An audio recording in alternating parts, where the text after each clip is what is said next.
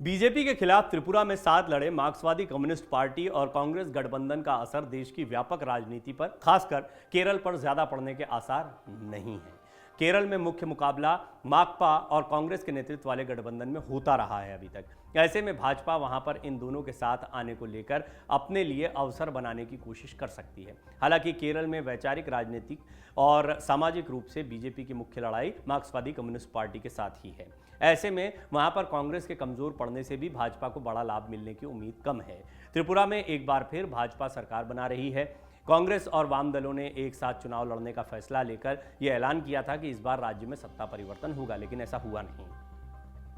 त्रिपुरा की राजनीति और यहां एक बार फिर भाजपा की सत्ता में वापसी से लेकर वाम गठबंधन के खराब प्रदर्शन और टिपरा मोथा के उदय तक क्या अहम कारण रहे हैं। चर्चा इस बात की हर जगह है कि हर स्तर पर कांग्रेस समर्थकों ने काफी मेहनत की, लेकिन 2018 के बाद से कांग्रेस का एक बड़ा वोट शेयर गिर गया है, जिसमें से एक बड़ा हिस्सा बीजेपी में चला गया है। इसके अलावा कांग्रेस केवल कुछ इलाकों में ही सक्रिय थी, वो भी ज्यादातर चुनाव से पहले।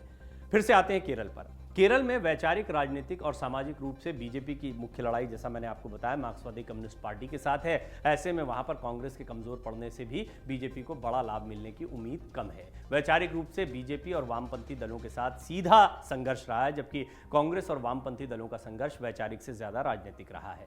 ऐसे में वामपंथी दलों के साथ कांग्रेस से ज्यादा संघर्ष बीजेपी का रहता है।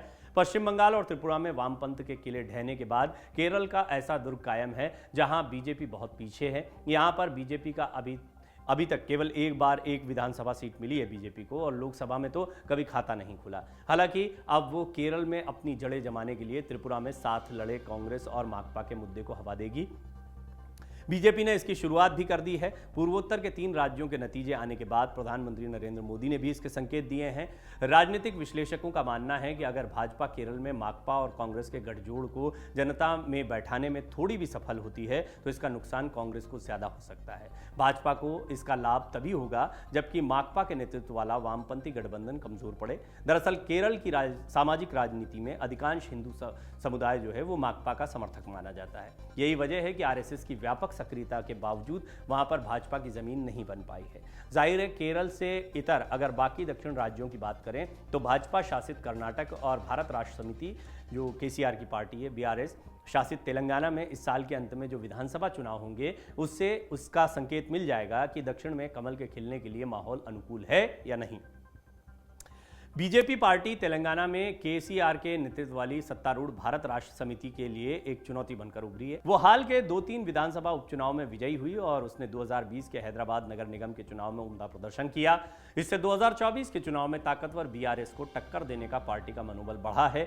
संयोग से राव भी केंद्र से बीजेपी सरकार को 2014 में अपदस्थ करने की कोशिशों में जुटे हुए हैं। उधर द्रविड़ मुनेत्र कड़गम यानी द्रमुक के अध्यक्ष और तमिलनाडु के मुख्यमंत्री एम.के. स्टालिन को एक ऐसे नेता के रूप में पेश किया जा रहा है जो बीजेपी को चुनौती देने के लिए गैर भाजपा मतों को एकजुट कर सकते हैं। वर्तमान में लोकसभा में भाजपा के पास दक्षिण से जो 29 सीटें हैं वो सभी उसके शासित कर्नाटक और बीआरएस शासित तेलंगाना से हैं। केरल के लिए पार्टी की एक अलग रणनीति होगी। वाम और कांग्रेस को हराने के लिए मंत्रियों समेत केंद्रीय नेताओं द्वारा सार्वजनिक कार्यक्रमों की संख्या बढ़ाने की कोशिश की जाएगी। सूत्रों के मुताबिक केंद्र सरकार केरल में नई परियोजनाओं की घोषणा कर सकती है। त्रिपुरा और नागालैंड में जीत के बाद पिछले हफ्ते भाजपा मुख्यालय में विजय रैली को संबोधित करते हुए पीएम मोदी ने कहा कि पूर्वोत्तर में भाजपा की बार बार जीत ने पार्टी के ईसाई विरोधी होने के आरोपों को खारिज कर दिया है। उन्होंने घोषणा की कि भाजपा गठबंधन केरल में सत्ता में आएगा जब लोगों को यह एहसास होगा कि वामपंथी और कांग्रेस ने राज्य को लूटने के लिए हाथ मिलाया है।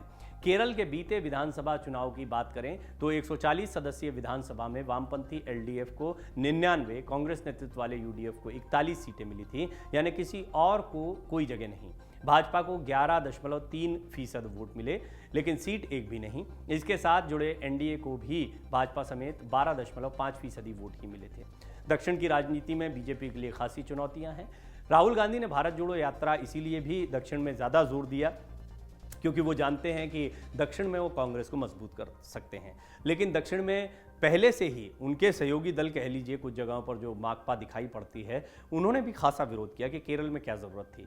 केरल में जब भारत जोड़ो यात्रा है तो वो कहीं ना कहीं सीधे सीधे केरल सरकार पर भी निशाना साधते दिखाई पड़ते हैं, या केरल में जो सरकार है उनको बिल्कुल भी पसंद नहीं आया कि राहुल गांधी वहाँ पर यात्रा निकालें। कुल मिलाकर वहां पर कुछ समीकरण दिखाई देते हैं। विपक्ष एकजुट होने की कोशिश कर रहा है, अलग अलग क्षेत्रों में लड़ने की कोशिश कर रहा है, लेकिन जबरदस्त बिखराव देखने को मिल रहा है। सब अपनी अपनी राजनीति को बचाने में लगे हैं। दक्षिण की राजनीति की स्थिति कुछ यही है और इस फूट का कितना फायदा बीजेपी दक्षिण के राज्यों में उठा पाएगी, ये देखने वाली बात होगी। डाउनलोड करें अमर उजाला ऐप और पाएं खबरें लगातार। अगर आप ये वीडियो YouTube पर देख रहे हैं तो हमारे चैनल को सब्सक्राइब करें और बेल आइकन को दबाना ना भूलें। अगर आप Facebook पर ये वीडियो देख रहे हैं तो हमारे पेज को लाइक करें।